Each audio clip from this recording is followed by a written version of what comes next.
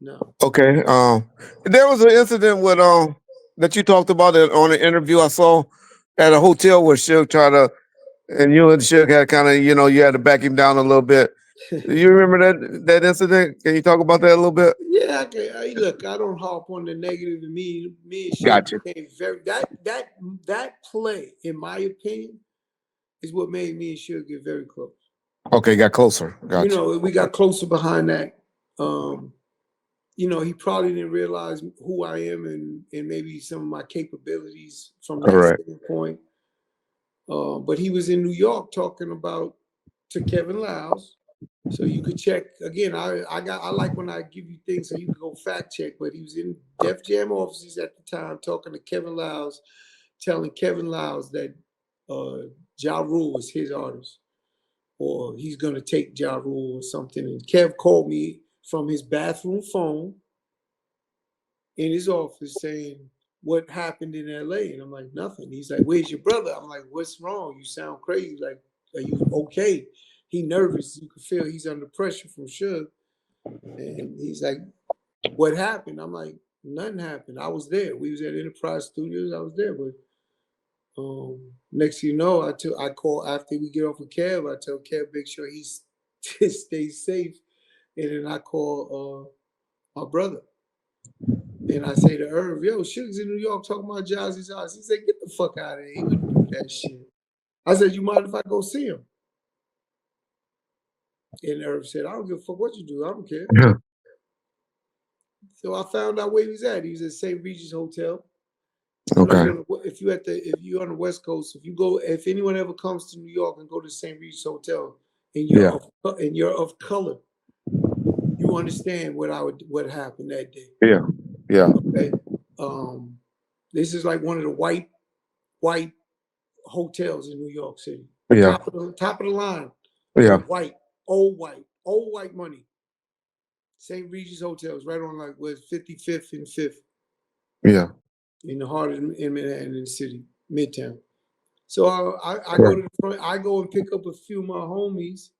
It's probably about 25, 35 of us. I don't remember. And I go into the hotel with about 10, 8 of us.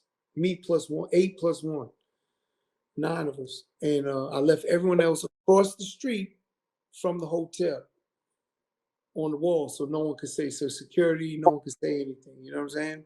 Yeah. And I went to the front desk, and when you go to these hotels, they can't give you the hotel room. You're supposed to go see someone. You got. Correct. Yeah. I was like, I need Suge Marion Knight's room number. They was like 804. Yeah. Motherfucker. They They gave gave it it up right. quick.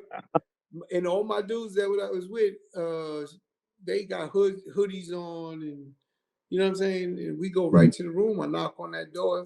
He opened the door. I put my foot in the door. I said, "Big homie, what's good? Yeah. You in New York? You ain't coming holler at me. I come to LA. I always holler at you. You always holler. Yeah. You know what I'm saying?" And I pushed in. I asked if he had anyone else in the room, and there was someone else in the room. And I had my niggas go get him. Yeah. And he grabbed him. At that time, he was probably not still, you know, he played his hand. Yeah. And basically, he was talking to one of my other partners, BJ. Yeah. I remember Big BJ. Yeah. So, but that BJ was making jokes, and I said to BJ in the middle of that, "What the fuck you joking for? We're not here Yeah. for that." So when he seen that, that's when he knew, oh shit, I got to deal with Chris. Okay. You understand? That's when he's Got you. like, I know it. I know that's just natural. So we sat down right face to face, and I asked him, "What you doing here talking about?" He's like, "I would never do that. Yeah. I'll fuck Kev Lyles up, fuck Kev Lyles." And I was like, "I know that's not what I'm talking about. I'm wondering Yeah. why you're here talking about murdering." I said, "I would never go talk about death row artists to anybody without talking to you." Yeah. And then I just let him know that's how we feed our family. You know what I'm Yeah. saying? Yeah. This Yeah. is how we feed our family, my nigga. You know Yeah. that. Like, do you understand that? And he's like, "Of course. Yeah.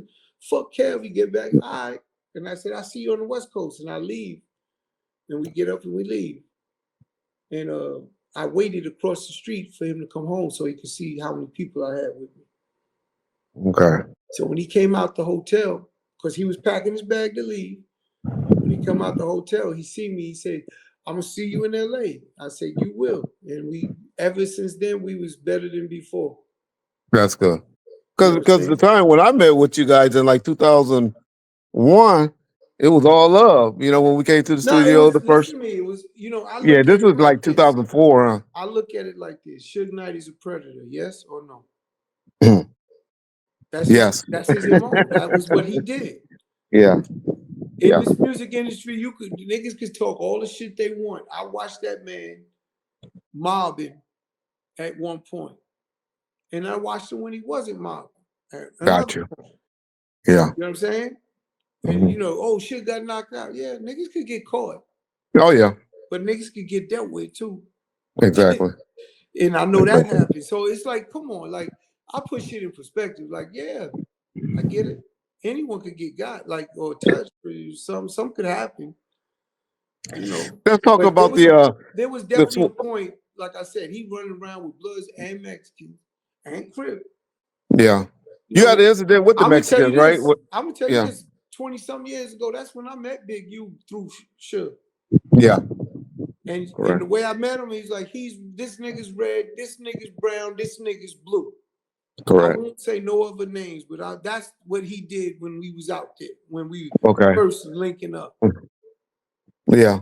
Oh no, as I remember it, y'all had nothing but love. Yeah, I remember y'all did a Mother's Yeah, Day event together out here.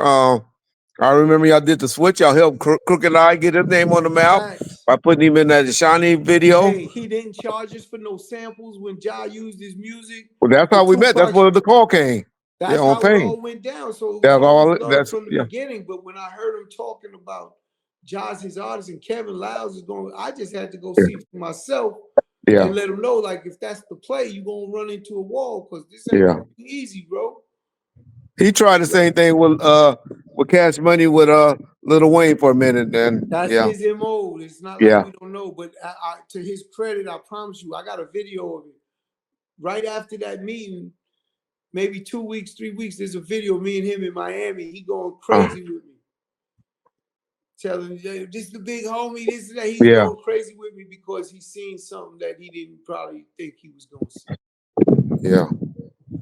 Yeah. So we'll And get it's off all that. good. Like I had, look, navigating through these streets and music in that moment, in that era. Irv is the goose that laid the golden egg. Let's not get it fucked Correct. up. Everybody wanted a He was piece. but he always need a man behind a man. And I Yes, but always look at you as the man everybody, hey, behind the look, man. Reg, everyone wanted him. Yeah. Everyone wanted him to do a record for his or their artist, or sign this artist, or just trying to get in someone's pockets. That's why when niggas Yeah. talk about like Preem, shout out Preem. Yeah. Hold your head, boy. You be home soon, nigga. But Oh, okay. you know what I'm saying? Hold your head, nigga. Like he's in the hole right now. Got caught with that. You know what I mean? Yeah. But at the end of the day,